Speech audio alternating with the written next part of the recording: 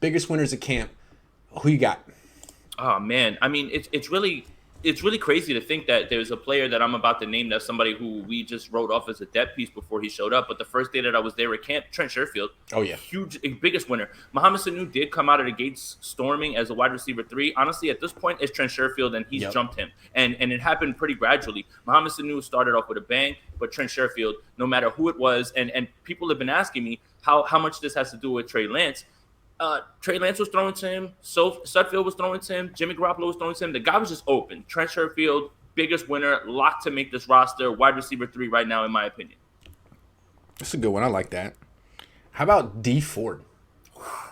I How think about 49er fans are the D winner Ford? for that. I mean, we had him in the grave, right? We were like putting dirt on his grave, and he just busted out like Uma Thurman and Kill Bill with just the little tiny punches. All of a sudden, he looks great. He's in terrific shape. He had no setbacks. I mean, they managed him. They didn't like throw him in all the time, but he was basically healthy and practicing every day. And And when they did let him in the 11 on 11s, he looked fantastic. What a surprise! What a winner! so D-Ford. that's what's funny. It's funny because with D Ford, we were just saying, hey man, if he plays even one snap, that's more than what you should get from him and what you should be Gravy. surprised. No, not only was he on the field, this isn't just like a hey, D Ford is here. D Ford was the most dominant guy on this defensive line, and this defensive line has a lot of guys that were dominant. Got a lot of chance to watch them in the Chargers joint practices, and he was dominant. But it wasn't just him. But yes, man, this D Ford thing is an interesting development. It takes a lot to admit that you were wrong, and I'm wrong. And I had him pegged as a guy who wasn't going to ever play again, let alone be Right. impactful like this. He was like the Mike Tyson thing. I broke my back. Spinal. Spinal. I was like, I don't know if he's ever going to play again, but he looks good. He looks had the great. spinal. Yeah, no, he's definitely one of the. He looks good. Yeah. But the thing, like, Sherfield looks like a quality number 3. If D Ford can be D Ford from 2018, this team is definitely a Super Bowl contender, no matter which quarterback they decide to play, or if they try to go with both. I got more like honorable mentions though. Yeah. If you for the sake of Yeah, it. for sure. That's not just Tavon them. Wilson held it down at strong safety every single day. Started every single day. Didn't give up any big plays. I'm not saying he's great, but he was solid in camp, and they needed someone to be solid. Diamador, Yep. Kentavious Street, Contavious Street, Kevin Givens, Kevin Givens, Arden Key.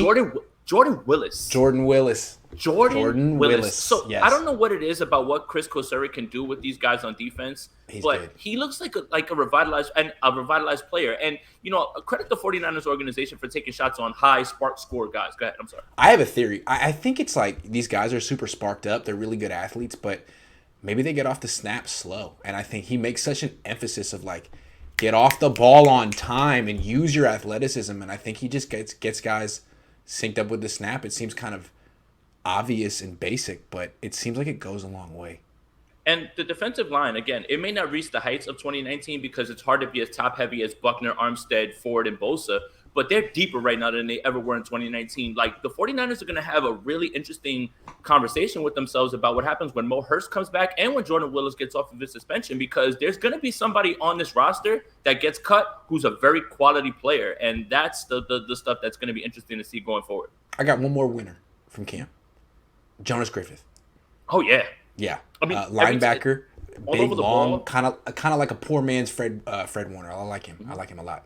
The ball was finding him, and Yep. and whether he intercepted it or not, he was around the ball, and that's all you can really ask for. Another one, and it happened towards the later in camp, Hufanga. I mean, Yes. Hufanga in the Chiefs game was Good allowed to call. play a bunch of single high. They trust him clearly. Yes, they he and I hate to keep throwing this comparison around, but in that Chargers game, he's at the line of scrimmage showing as a rusher, breaks through the line for a tackle for loss. The 49ers should be really excited about their secondary depth, and that's something that I was super afraid about. But Lenore has stepped up, and so has Hufanga. So they seem to be in good shape going into the season. The thing that you learn with Hufanga, which I think is super interesting, is like compare him to Tavarius Moore. He's the anti-Tavarius Moore. He's all instincts, not no athleticism, but he's plus instincts minus athleticism. Moore is the other way around. And like you put a guy like Moore, you think he's perfect for single high, but he doesn't really make plays playing that position. Hufanga, I've seen him do it in camp, and it's like if you remember back in the day, Merton Hanks back in center field, he wasn't fast. He was getting those 6-7 picks a year on instincts.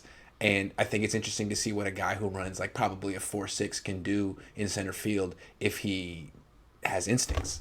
And another thing is, no, you're right. And another thing is that Hufanga outworks everybody. Yeah. First guy on the field, last one off. I know that sounds like a cliche and it's corny, but it's true. I mean, the guy, we would get to practice an hour early to try to beat people. Hufanga was already out there most of the time. So, I mean, that means a lot to speak to his work ethic. Yep. And since he was in college, he was reaching out to Troy Polamalu for extra work. I mean, that's a guy who seems to me like a guy who wants to be great. Yep. That's Nate important. Dogg. Hey, from Nate Dogg. Appreciate you. Hey. Says, what happened to Mostert's back? I heard he's hurt. Now he was back today. He practiced today. Yeah. Yeah, Cam said he saw him leave yesterday, but he was back today. His wife refuted that really quick on Instagram about, my husband came home and he said his back was fine.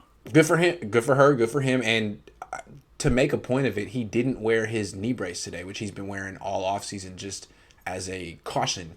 I feel like I so feel where he's coming from, Verrett's coming from, Jimmy Ward. Once you get that injury prone label, like that's all, like you're written off, and that's all people say about you, and that's every question you get, and it's like, hold on, I'm not injured. Wait a second, can we just hold off? Like, don't put me in the grave just yet. Like, don't Kill Bill me just yet. I feel that.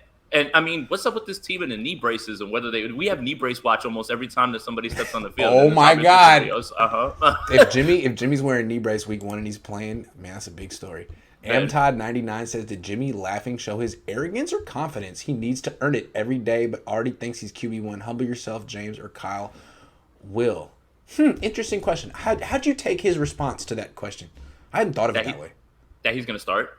And I think, listen, what should be done and what will be done are two different things. So don't ask me what I think should be done because it doesn't matter what should be done.